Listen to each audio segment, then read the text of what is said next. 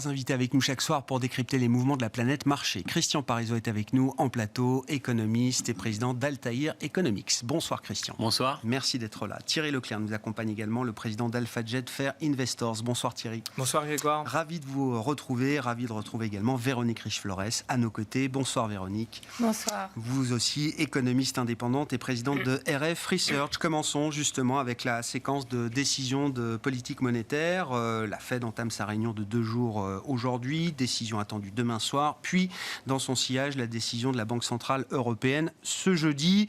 Que dire des enjeux, Véronique? On a eu beaucoup de données économiques ces derniers jours, des développements bancaires également encore ce week-end aux États-Unis. L'enjeu pour la Fed, je le résume en disant qu'il faut que la Fed finisse le travail proprement. Oui. Idéalement, la BCE aussi, on aurait envie de dire. Mais oui, c'est ça. Et je pense que c'est ce qui conduit finalement les uns et les autres, à peu près le consensus, à attendre un petit mouvement d'un quart de point pour terminer le travail. Toute la question étant de savoir s'ils vont effectivement faire un quart de point, mais bon, là, je pense qu'il y a beaucoup d'éléments qui nous conduisent tous à envisager ce dernier mouvement. D'abord, on a une réunion trimestrielle. Normalement, c'est pas le moment où on change de braquet. La Fed a remonté ses taux d'intérêt à l'occasion de la crise bancaire quand même. C'est pas pour nous dire 6 semaines après, ouh là là là là, il faut qu'on arrête très vite. Du côté de l'économie américaine, on a eu un chiffre de PIB qui était pas bon, d'apparence, excellent dans le détail, une fois qu'on avait corrigé des stocks, où finalement personne n'aurait attendu, notamment ces chiffres de consommation qui résistent. Pour l'instant, le marché de l'emploi n'a pas non plus donné de signaux particuliers. Donc, c'est vrai qu'on a des risques de récession qu'on voit monter en puissance quelque part pour la fin de l'année. Enfin, pour l'instant, le constat... Alors, il ne manquait plus que la cerise sur le gâteau hier, l'ISM manufacturier qui repart avec une opinion sur les prix qui est la plus haute depuis juillet. Bon. Même l'immobilier donne des signes de stabilisation dans un moment difficile pour l'immobilier. Dans un moment difficile, mais où on voit que finalement, la baisse des taux longs qui a eu lieu là, ces dernières semaines, enfin jusqu'à il y a quelques temps, eh bien... a immédiatement redonner un petit peu d'oxygène. Donc, vous êtes banquier central, vous dites waouh, alors si j'arrête là, qu'est-ce qui se passe derrière? Je suis obligé de revenir dans 6 mois Donc, voilà, forcément, on va essayer d'avancer. À côté de ça, et ça, c'est la grande inconnue, peut-être, en tout cas, l'endroit où on a le plus de questions, qu'est-ce qui se passe du côté bancaire? Où en est-on des effets de cette crise bancaire? Où on voit que le crédit se resserre, c'est indéniable. Est-ce que c'est un effet one-off, quelques semaines, qui serait assez logique et pas très surprenant, et puis que tout peut se remettre d'aplomb une fois ce petit coup de stress passé? Est-ce qu'il y a des éléments plus profonds? En fait, je pense qu'on attend tous la Fed également un petit peu sur ce point-là pour avoir des éclairages. Mais on a l'impression aujourd'hui que dans la balance, c'est plutôt en deuxième position. Ça, c'est la première chose. Donc, 25 points de base pour terminer le job. Alors, si c'est pour terminer le job, on se dit, ils vont nous dire qu'ils sont en train de terminer le job. Et c'est là qu'on se dit, c'est peut-être un peu tôt pour penser qu'ils nous le disent. Parce qu'effectivement, ils vont préférer sans doute se réfugier, d'abord nous expliquer pourquoi ils font encore 25, etc. Ça va prendre un peu de temps. Et puis peut-être nous dire, attendons nos prévisions, mises à jour, notre scénario du mois de juin. Ça leur donne un peu de latitude dans un environnement qui, très honnêtement, est quand même pas des plus lisibles. C'est très opaque, donc je pense que ce serait le bon sens. Le marché, alors, du coup, le marché va être très attentif au ton, forcément. Ah oui, mais le wording sur l'inflation, est-ce qu'il est vraiment dans la direction d'une dernière hausse ou est-ce que... Parce que si la Fed dit dernière hausse, le marché, lui, va entendre baisse de taux à venir. Exactement. Et ça peut, ça peut être un put très fort pour le marché, je pense, compte tenu du contexte. Et anticiper baisse de taux à venir. Et ce qu'on voit, c'est que la baisse des taux longs va complètement à revers de ce que souhaitait la Fed. Et ils bataillent sur ce point-là depuis pas mal de temps. Donc, ils n'ont probablement pas envie d'en rajouter à ce moment-là. Pour l'anecdote, alors ça fait partie des banques centrales qu'on suit dans le monde développé, la Banque centrale d'Australie, qui est quand même une banque centrale de rang inférieur par rapport aux banques centrales G7. Ça fait déjà quelques temps qu'elle essaye de vendre une pause aux investisseurs. Ce matin, la pause a été trahie. C'est-à-dire que contrairement à ce que le marché anticipait, statu quo, la Royal Bank of Australia a été obligée de remettre encore un 25 points de base de hausse de taux sur la table. Ce sont ces banques centrales de second rang, mais qu'on aime bien regarder. Oui. On se souvient, il y a des lendemains un peu lointains de crise financière où elle avait été la première à remonter ses taux, rappelez-vous. Je ne sais plus si c'était en 2010 ou 2011, enfin bon bref. Et il y a des banques centrales comme ça qui sont bien suivies par le marché. Et de fait, la même problématique, oui, l'inflation donne tous les signes, nos modèles nous montrent tous que l'inflation va fortement baisser, mais là, le sous-jacent, ces effets de second tour, est-ce que vraiment on est certain qu'ils vont suivre et le risque, c'est de relâcher un peu trop tôt et de laisser trop de place à ces effets de second tour. Donc, je pense que tout un chacun serait face au même dilemme si on avait les commandes, et heureusement qu'on ne les a pas d'ailleurs. Mais ils auront entre leurs mains le Senior Loan Officer du mois d'avril, qui sera peut-être publié que la semaine prochaine pour le marché, les participants de marché, mais la Fed l'aura sans doute en main pour son meeting, qui est en cours d'ailleurs au moment où on se parle. Christian, peut-être que c'est la dernière hausse de taux. En tout cas, c'est pas la décision la plus facile que devra prendre la Réserve fédérale américaine depuis le début de son cycle de resserrement. Bon, ils vont dire encore une fois qu'ils sont data dépendants, qu'ils dépendent des données. Donc c'est pour ça que je rejoins totalement les propos précédents. C'est-à-dire qu'ils vont forcément ne rien dire sur la suite. Ça serait une erreur même de le faire, parce que de toute façon, ils peuvent être pris très, très clairement à contre-pied pour la prochaine réunion, et donc c'est pas le moment de changer de discours. Les 25 sont inscrits sur le marché, donc ça serait le pas le faire, ça pourrait remettre de la certitude et de l'anxiété. Faire plus, j'y crois pas non plus, parce qu'ils ont quand même fait beaucoup déjà, et justement faire plus, ça relancerait les craintes sur le secteur bancaire en disant ils vont encore en plus en difficulté, donner des difficultés. Donc le mieux, c'est de faire ce qu'on a dit, et puis derrière rester très vague, ne rien dire. Alors c'est vrai que ça va être long pour M. Powell, de rien dire pendant 45 minutes. Bon, il est capable. Il est bien payé pour ça, voilà. Je pense. Il y a pas de... Il est capable de le faire. Mais après, c'est vrai que le gros problème aujourd'hui, c'est que les scénarios sur l'économie américaine sont ouverts, objectivement. Alors on a tous des scénarios, on fait tous des... Mais c'est plus des scénarios que des prévisions. Et si on s'appuie aujourd'hui sur les dernières données, on a des données, comme toujours, puisqu'on est dans une phase un peu à mi-chemin, c'est-à-dire qu'on a des données qui sont très positives, d'autres qui sont beaucoup plus négatives. Dans les principaux éléments de risque et de risque de récession, c'est naturellement ce qui se passe aujourd'hui sur les petites et moyennes banques. Et là, il y a un vrai risque quand même. Il ne faut pas le sous-estimer à ce niveau-là. Pourquoi ? Parce qu'aujourd'hui, ce qui s'est passé je dirais que c'est même peut-être plus inquiétant ce qui s'est passé durant ce week-end. First Republic ? Oui, First Republic, parce que ça montre qu'une banque aujourd'hui n'arrive pas à être viable au regard des contraintes aujourd'hui qu'on a sur les petites et moyennes banques. Juste pour rappeler, qu'est-ce qui s'est passé ? C'est une banque qui a des sorties de dépôt. Et en gros, quand ils ont publié leurs résultats la semaine dernière, ce que nous a dit le directeur financier, c'est que dans leurs dépôts aujourd'hui, il n'y a que des dépôts de gens qui sont sous la garantie de la FDIC. C'est-à-dire qu'il n'y a plus personne qui veut déposer de l'argent chez eux qui ne soit pas garanti par la FDIC. Au-delà de 250 000. Au-delà de 250 000. D'où l'idée que ce week-end, que la FDIC remonte un peu ce plafond pour un peu laisser un peu de souffle aux banques régionales. Mais ça montre qu'il y a quand même une vraie défiance de la part des entreprises et des ménages. Donc ça n'a pas disparu comme ça. Sur les marchés, ça a disparu, mais pas dans le comportement. Et tout le monde a gardé en tête qu'il y avait un risque de faillite bancaire, et donc on ne veut pas laisser trop dans ces banques-là. Et puis, deuxième chose qui était très importante, c'est qu'ils nous ont dit que ça leur coûtait très cher ces retraits de dépôt, puisqu'ils étaient obligés de se refinancer auprès de la Banque centrale américaine. Alors certes, il n'y a pas de crise de liquidité. Ils n'ont pas fait faillite parce que d'un seul coup, ils n'avaient plus de liquidité. Mais maintenant, ils achètent les liquidités à 5 et demain à 5,25. C'est le prix de la liquidité. Donc, voilà, et ça leur coûte très cher. Et là, on s'aperçoit à ce moment-là que ça devient très très difficile pour cette banque d'être rentable. Et là, on ne tombe plus sur un problème de liquidité. Oui, il n'y a pas une faillite immédiate, mais on tombe dans un problème de solvabilité, de business model. Et on s'aperçoit aujourd'hui que peut-être, et je vais pas citer les noms parce qu'on ne sait pas, et puis il va falloir peut-être revenir, mais il y a des business models de pas mal de petites banques américaines qui sont peut-être en train de sauter en ce moment. Alors, la bonne nouvelle, c'est que M. Diamond nous a dit on est prêt à racheter, on est prêt à faire la consolidation. Il est gentil, mais globalement, ça veut dire qu'on est très très loin de sortir de cette crise bancaire.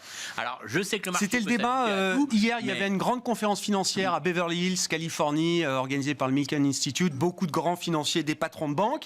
C'était très tranché. Alors évidemment, le patron de JP ou la patronne de Citi disent, voilà, First Republic, c'est le dernier canari, ça y est, le sujet est réglé, circulez, tout va bien se passer. Et puis pour beaucoup d'autres financiers, c'est que le début. C'est que le début. Parce que le début d'une série d'événements, sans que ce soit forcément des événements systémiques, mais qui vont encore se matérialiser devant nous. Encore une fois, ce qu'il faut bien comprendre, c'est un business model de banque qui est en train d'être remis en cause. Alors, je ne veux pas faire le... c'est pas dire que ça sera mal géré, ça peut être très bien géré, ça fera une consolidation. On va encore avoir des plus grosses banques américaines en sortie, ce qui n'est pas rassurant pour l'avenir, mais au moins, je dis que ça va être géré, mais c'est un vrai problème. Et puis derrière, c'est un problème surtout pour le financement de tout ce qui est crédit immobilier commercial. Et ça, franchement, les grandes banques, elles vont pas se battre pour prendre des parts de marché des petites banques sur ce segment de marché, parce que c'est des crédits à risque, c'est des crédits qu'on sait qu'il va y avoir des défauts importants, qu'il y a des taux de vacances importants dans tous ces locaux. Donc là, il y a un vrai risque aussi de retournement là-dessus. Donc il y a quand même ce facteur à prendre en compte. Et là où je vais dire, la Fed est un petit peu responsable, parce que plus elle monte ses taux d'intérêt,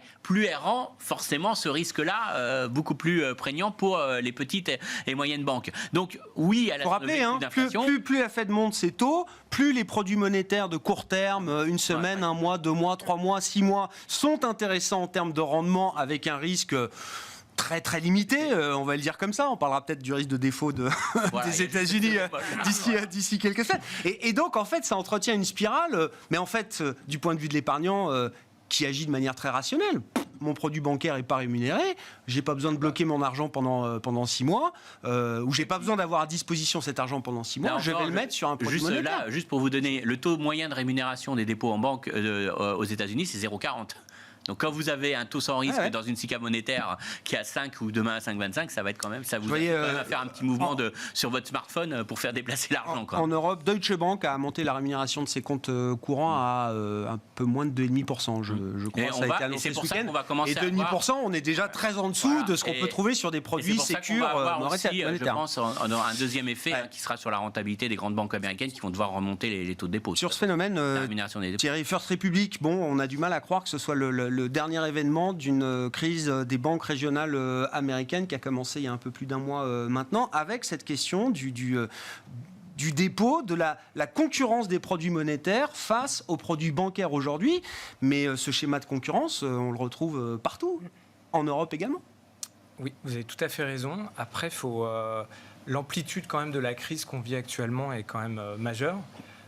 Puisque là, les 3 faillites les plus importantes, donc SVB, Signature et First Republic, donc ce week-end, ça dépasse en dépôt, ça dépasse 500 milliards de dollars et c'est supérieur aux 25 banques qui avaient fait faillite en 2008.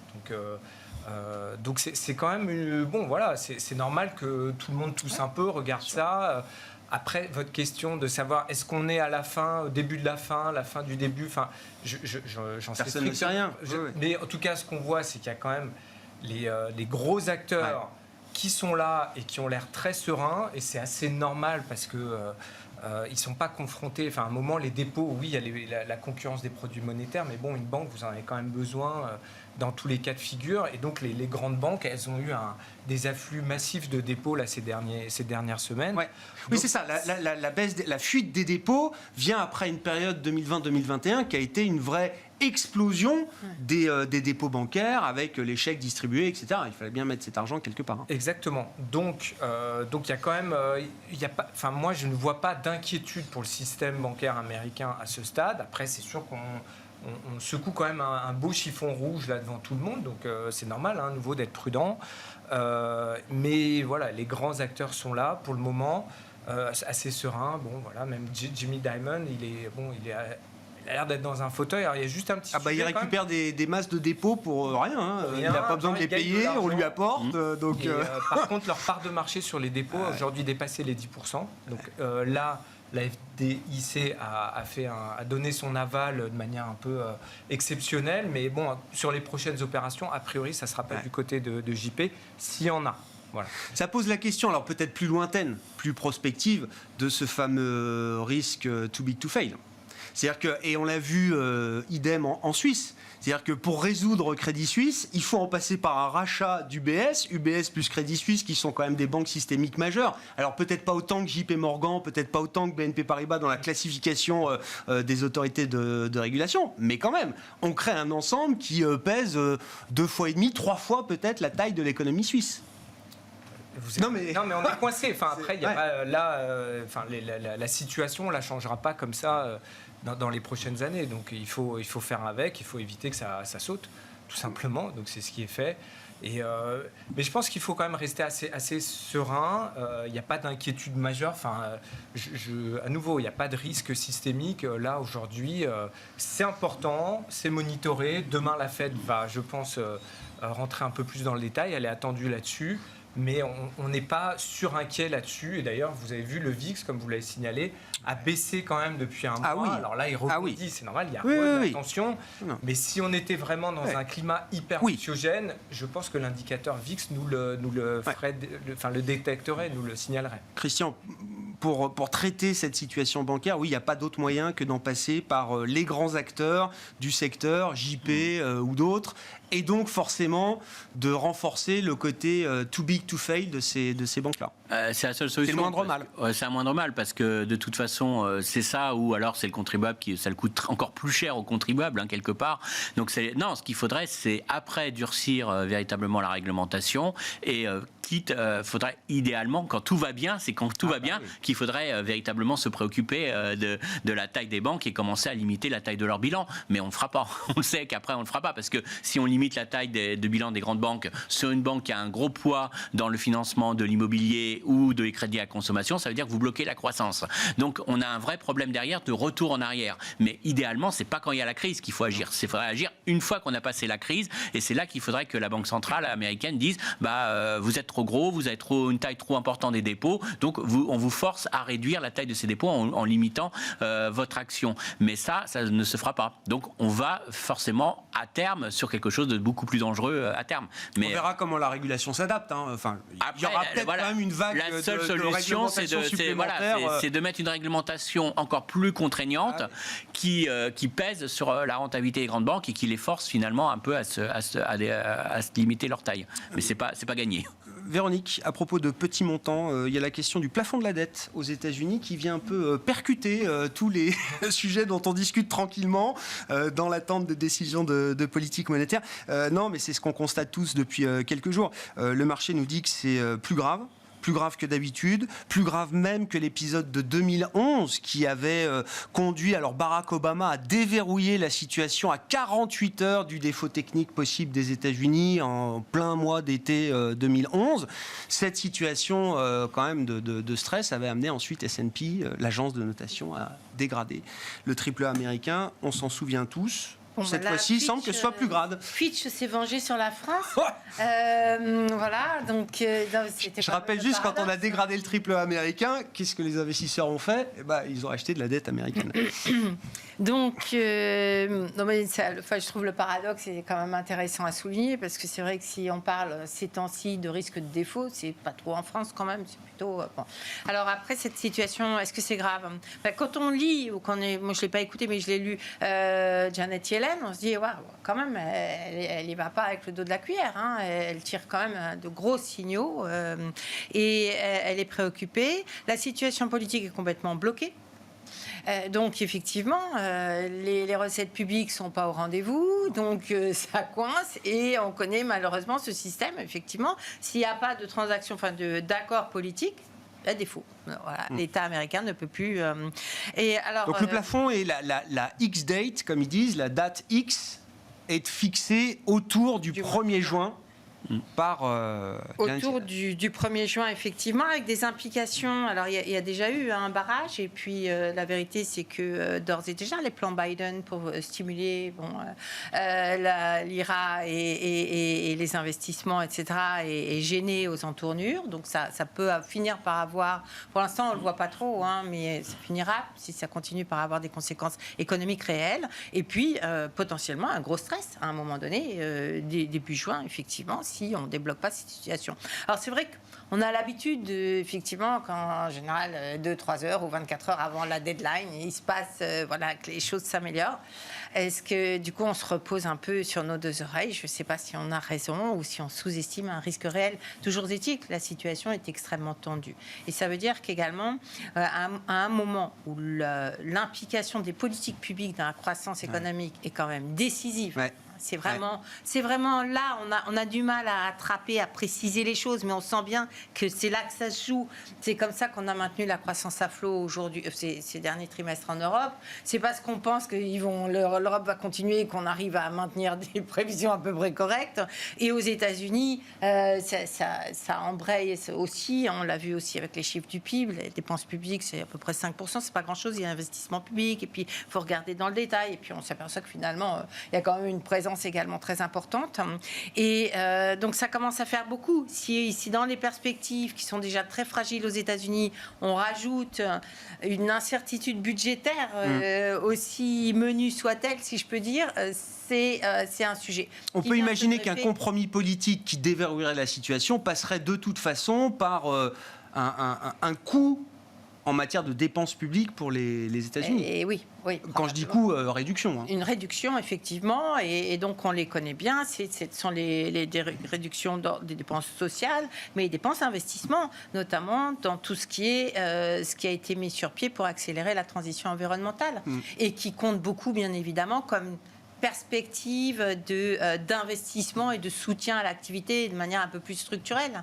Donc oui, c'est un point majeur, peut-être pas forcément un point de crise, on verra, mais c'est un point essentiel, effectivement, me semble-t-il, alors qu'on peut relier d'ailleurs au moment de défiance à l'égard du dollar, et puis aux manipulations des briques de la Chine derrière, qui effectivement fait tout pour savonner la planche au billet vert et laisser penser que ce qui n'est pas faux d'ailleurs, les fondamentaux du dollar sont quand même absolument pourris. Mais voilà.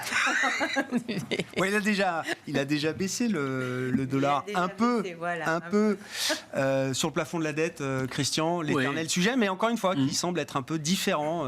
Qui semble différent parce qu'il y a un vrai problème politique quand même, parce que je vous rappelle qu'il y a une loi qui a été votée la semaine dernière par la Chambre des représentants, qui est à majorité républicaine, mais que même le speaker républicain a eu énormément de mal à réunir l'ensemble des voix des républicains. Speaker républicain qui avait eu besoin de 15 ou 17 tours de vote pour être élu speaker de la Chambre après les midterms. Donc sa faiblesse était déjà originelle, on va dire. Et si on regarde dans le détail, c'est que les républicains entre eux n'étaient même pas d'accord du tout avec ce texte. C'est-à-dire qu'il y en a qui ont dit je veux pas du texte parce qu'on est en train de couper des dépenses et mon État va être plus affecté que les autres. Donc eux-mêmes ne sont pas d'accord sur des économies qu'il faut faire. Et puis de l'autre, il y avait tous les Trumpistes qui adoreraient qu'il y ait un défaut pour finalement relancer leur candidat. Donc il y a un vrai problème derrière pour dire, parce que naturellement Trump dirait que c'est M. Biden qui est à l'origine de tout ça. Donc on voit qu'il y a déjà une majorité républicaine qui est hyper fragile. Alors, et derrière, on a les démocrates qui ne sont pas du tout prêts à voter, puisque derrière ce que proposent aujourd'hui les républicains, et pour vraiment réussir à rassembler tous les républicains, il est obligé de couper drastiquement les dépenses, et ça remet en cause toute la politique de Biden, qu'il a menée depuis qu'il est arrivé. Donc on est véritablement dans une impasse. En plus, Biden vient de dire qu'il se présentait aux élections, donc c'est pas le moment. Donc non, vraiment, il y a un vrai souci à se faire, parce qu'on a quand même des extrémistes là-bas, et qui sont capables véritablement de mettre le bazar. Alors, ce qui est d'autant plus inquiétant, c'est que ne l'oublions pas, et on va reboucler sur le sujet précédent, c'est qu'on a besoin que le Trésor aide les banques, parce que je vous rappelle qu'il y a eu 13 milliards de sorties ce week-end en carnet de chèques de la part de Madame Yellen pour sauver First Republic Bank, parce que les banques, elles veulent bien se racheter, mais elles ne veulent pas prendre le risque, donc elles laissent quand même à l'État fédéral d'éponger les dettes. Donc globalement, il y a quand même un vrai risque aujourd'hui aussi, parce que derrière, si l'État fédéral est bloqué, on augmente le risque bancaire aussi. Donc vous voyez que l'histoire est loin d'être finie. Et là, ça promet quand même pas mal de surfroid encore. Et puis, dernière chose, M. Biden fait tourner l'horloge. Et il a dit qu'il rencontrerait les représentants, et puis le 9. Ouais. Le 9, si Mme Yellen nous a dit c'est le 1er juin la date limite, ça laisse pas beaucoup de temps pour trouver une solution. Donc on voit qu'il laisse exprès tourner l'horloge en se disant à la fin, ils vont tellement avoir une pression qu'on va tout accélérer et ça sera signé à temps. Mais il n'est pas à l'abri qu'il y ait une autre banque qui ait un problème. On n'est pas à l'abri que finalement on ait des mauvaises surprises là-dessus. Donc oui, prudence, c'est un peu tout le problème. Prudence par rapport à ça. Alors ce qui est tout le paradoxe, ce qu'on disait tout à l'heure, c'est-à-dire qu'aujourd'hui, ce qui est en train de se pontifier, c'est la partie très courte de la courbe des taux, parce que s'il y a un défaut, c'est sur la partie, c'est les taux courts américains qui vont vraiment le plus réagir. Et donc dire aux gens, allez du monétaire, sauvez-vous des banques, parce que c'est pas fiable, allez prêter de l'argent à court terme à l'État fédéral qui va faire faillite. C'est quand même tout le paradoxe qu'on vit en ce moment. Ouais, ça se joue sur des parties 1 mois, 3 mois. Bah oui, ça, parce qu'on sait bien que l'État américain va pas faire du défaut. Mois de juin. Sur du 10 ans américain, ils vont pas faire défaut au moment du remboursement de la dette qui a été émise aujourd'hui à 10 ans. Donc c'est vraiment sur la dette de court terme s'ils doivent faire défaut. Thierry, que disent les entreprises dans cette toile de fond qu'on décrit? On pourra parler de la Banque Centrale Européenne, mais je voulais qu'on prenne le temps aussi de dire un mot alors, de la première vague de résultats aux États-Unis. On a plus de la moitié du S&P 500 qui a publié. En Europe, on a beaucoup de chiffres d'affaires, de points d'activité trimestriels, mais là aussi une photographie qui est pas complète encore aujourd'hui, mais quand même peut-être des enseignements un peu génériques. Moi, je notais, en regardant le consensus des analystes sur les anticipations de bénéfices 2023-2024, que ça repart à la hausse. Ça repart à la hausse, tout à fait. Et donc, c'est un peu la conclusion qu'on peut faire de la saison des résultats aujourd'hui, c'est que les analystes sont conduits à réviser à la hausse après la publication, après les communications des sociétés. Au début de la saison des résultats, le consensus des analystes attendait moins 1% donc sur le chiffre d'affaires pour ce trimestre. Aujourd'hui, on est à plus 4%.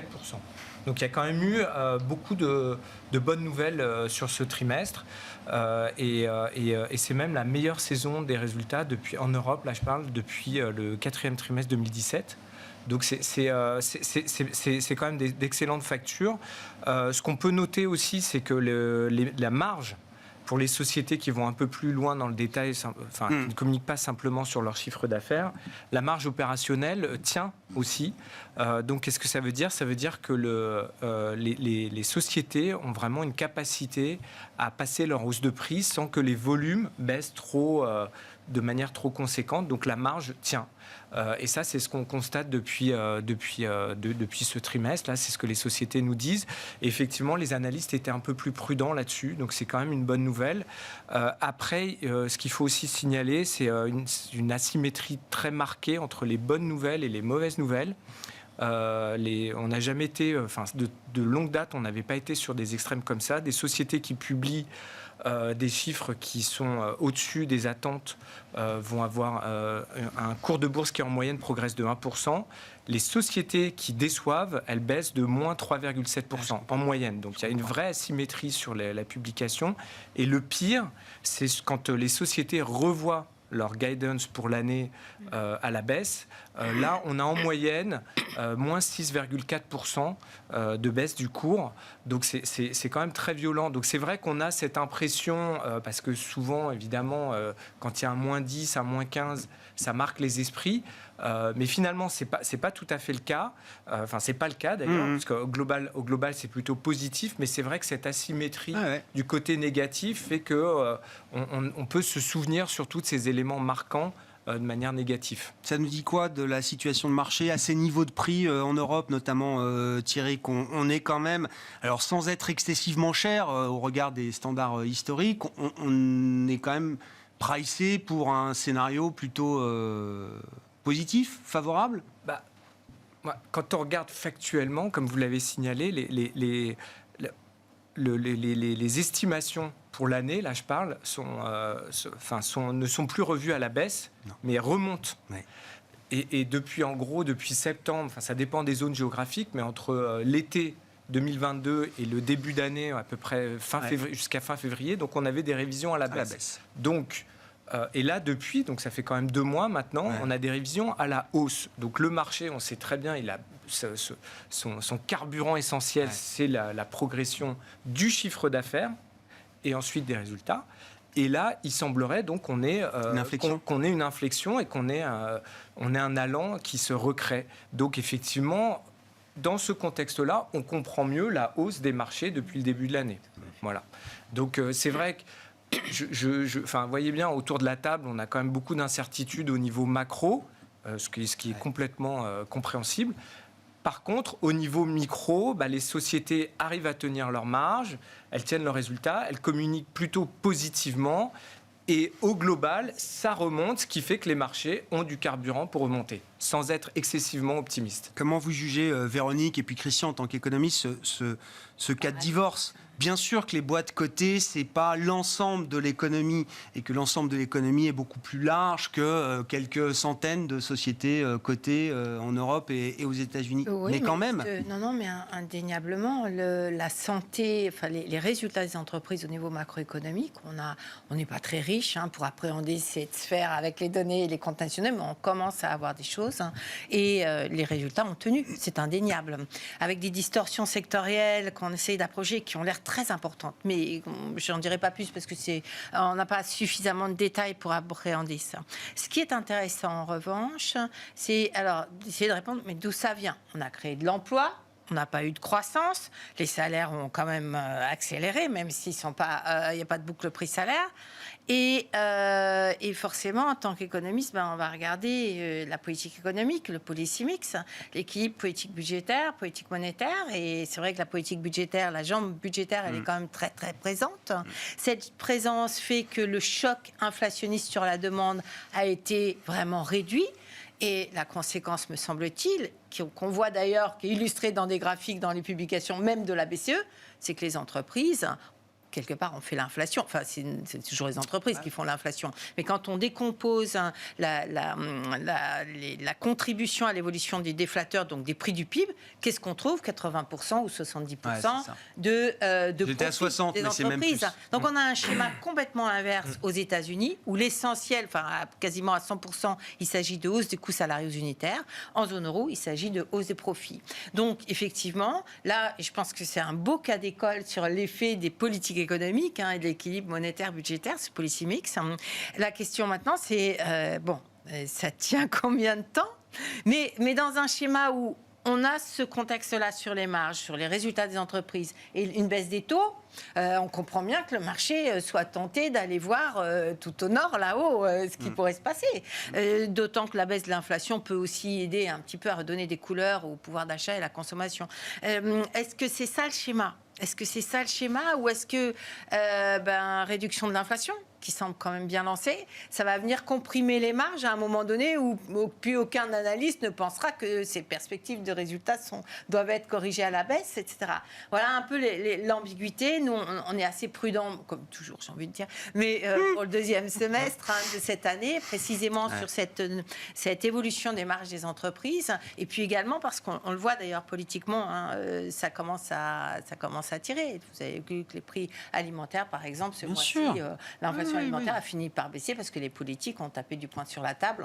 Non, ça va peut-être aller. Les prix mondiaux baissent. On est la seule région au monde où on a Il va y avoir une pression politique. Donc, il y a des pressions politiques, etc., qui viennent et qui rejoignent. Donc, je pense que tout ceci doit être. Mais est-ce que ça fera une baisse de marge forcément à l'arrivée, Véronique, puisque les entreprises vont pouvoir tranquillement modérer leur hausse de prix, voire peut-être dans certains cas renverser quasiment les hausses de prix, avec des coûts d'entrant qui auront considérablement baissé par rapport à il y a un an? Vous avez raison. Et je pense que ça valide quelque part le fait que le marché tienne, même si ça prend beaucoup à rebours, beaucoup d'investisseurs à rebours, ça tient et que pour l'instant, dont acte. Enfin, il n'y a pas de raison de tirer les sonnettes d'alarme. Qu'est-ce que ça veut dire pour la Banque Centrale Européenne? Oui, quand on constate ce phénomène, Christian? Oui, alors juste un petit mot juste sur ces profits. Attention, il y a vraiment une grosse dispersion dans les résultats sectoriels. Oui. Ça, il faut quand même faire attention. Et là, on voit qu'il y a eu des cas très particuliers, notamment l'agroalimentaire qui tire énormément dans les profits, plus que d'autres secteurs. Donc, il y a vraiment eu des cas un peu particuliers. Et en plus, on s'aperçoit qu'il y a aussi un effet qui a beaucoup joué et qui va beaucoup moins jouer, qui était un effet pénurie. Parce que dans les secteurs qui ont le plus augmenté leur marge, ce sont ceux qui avaient des tensions sur les chaînes d'approvisionnement et qui ont eu la capacité, qui ont regagné en pricing power. Mais je vous rappelle que la Chine redevient un concurrent sur les marchés européens et qu'on va avoir sûrement une pression beaucoup plus forte. Donc attention, je pense qu'il y a un automobile, effet, automobile, voilà, pouvoir de fixation des prix qu'on n'a jamais eu dans le secteur parce qu'il n'y avait plus de composants. Voilà. Et donc attention, on va revenir sur pas mal de secteurs à des choses assez normales. Et d'ailleurs, on le voit dans les enquêtes, il y a des données d'enquête en Europe. Aux États-Unis, on recommence à parler de hausse de prix dans les données d'enquête dans l'industrie, alors qu'en Europe, c'est toujours en mouvement de désinflation parce que là, et ce que nous disent dans les commentaires les directeurs d'achat, c'est qu'ils renégocient à la baisse du fait de la baisse des livraisons, du fait de l'amélioration des chaînes de production. Ils sont en train de négocier à la baisse les tarifs. Donc, Attention, il y a, je pense, un phénomène purement temporaire dans cette hausse des marges des entreprises et ça va se retourner assez rapidement. Donc, et pour la Banque Centrale Européenne, rapidement. Par contre, rapidement, pour la BCE, le problème, c'est qu'aujourd'hui, elle n'a pas de visibilité sur l'inflation. C'est-à-dire qu'aujourd'hui, elle a encore des salaires qui progressent très vite dans la zone euro. Alors, vous allez me dire, pas suffisamment au regard de l'inflation. Oui, mais pour elle, c'est suffisant pour alimenter une inflation durablement au-dessus de son objectif de 2%. C'est ça qu'il faut comprendre. Et puis, de l'autre, elle s'aperçoit qu'il y a quand même une certaine résilience des profits. Donc, sur le passé, elle ne peut pas se dire aujourd'hui qu'elle a vaincu l'inflation, donc forcément, elle ne peut que rester sur un biais haussier sur sa politique monétaire. Véronique, on attend de la BCE qu'elle passe de 50 à 25 ce mois-ci. La dernière fois que la Banque Centrale Européenne a rétrogradé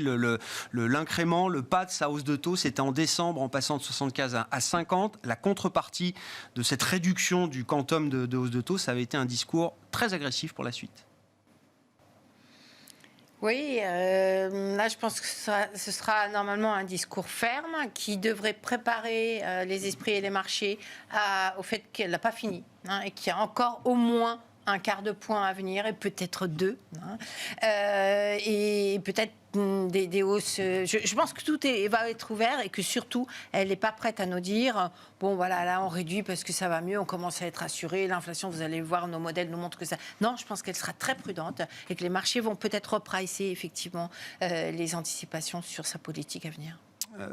Thierry, je reviens sur la question des marges d'entreprise. Alors, il y a les secteurs où le marché y croit et les secteurs où le marché y croit pas. Sur le luxe, je crois que les investisseurs n'ont pas de problème avec le pouvoir de fixation des prix structurels des grands acteurs du luxe. En revanche, c'est intéressant quand on regarde les PE du secteur automobile en Europe, par exemple, malgré des marges qui ont été dopées par les effets de pénurie, les marges Covid, elles sont bel et bien réelles. Le PE du secteur, il est toujours aussi bas. Le marché ne croit pas que ce secteur va pouvoir reconstituer, en tout cas maintenir ce niveau de marge qui a été atteint pendant le Covid.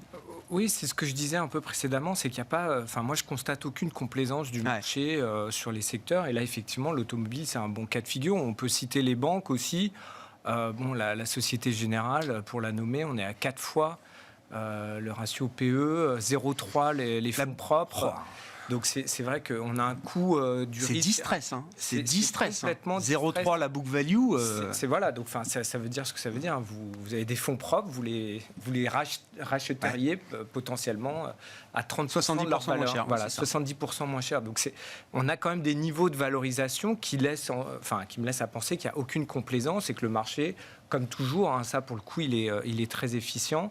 Donc il n'y a pas d'arrogance dans ce marché, cette hausse des marchés actions. C'est quand même, c'est des deux secteurs, l'automobile et les banques, très cycliques et effectivement avec des marges qui ont été effectivement poussées parce qu'il y a des problèmes sur les chaînes d'approvisionnement, que ça ne se paye pas très cher, ça me semble complètement logique, quoi. Alors après, voilà, il ne faut pas non plus se tromper. Ce n'est pas un signal d'achat. C'est normal qu'à ce stade du cycle, ces secteurs-là soient pas très chers. Après, ce que je quand même confirme ce que je viens de dire, il y a quand même aussi dans tout ça, ça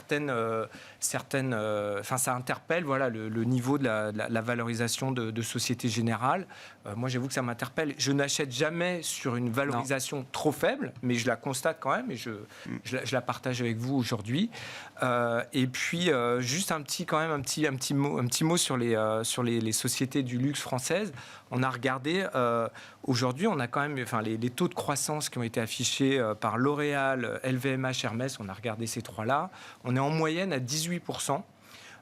Donc plus 22 pour Hermès, plus 17 pour LVMH et plus 15 pour L'Oréal. Donc on a quand même énormément de croissance encore, tirée en bonne partie par les prix. Et quand on traverse l'Atlantique, les fameuses GAFAM, alors Apple n'a pas encore publié, ça sera moins de 5% de croissance. Voilà, on est à 5% de croissance et notamment, on regardait Meta et Alphabet, donc Google, on est à 2,6% de croissance. Les deux ont eu 2,6% de croissance de leur chiffre d'affaires. Pour Meta, donc Facebook, on était à 37% sur les 10 dernières années de croissance trimestrielle. Donc là aussi, c'est vrai que dans les choses qui m'interpellent, il y a eu quand même une énorme revalorisation de ces titres-là, et pour le coup, qui ne s'explique pas par un retour de la croissance comme on avait pu avoir dans le passé. Donc on sait qu'elles ont fait un gros travail sur leurs coûts. D'ailleurs, on a toujours des annonces de suppression de restructuration, cash, buyback, etc. Mais un titre qui a été acheté pendant 10 ans sur un profil de croissance du chiffre d'affaires, ok, il peut délivrer de la croissance sur ses résultats, mais là, il me semble que la transition était très violente en bourse. Ouais, mais ils nous font rêver avec l'intelligence artificielle. Voilà. Après, c'est ça. Non, Microsoft surtout, mais bon. Non, mais même, oui. parce que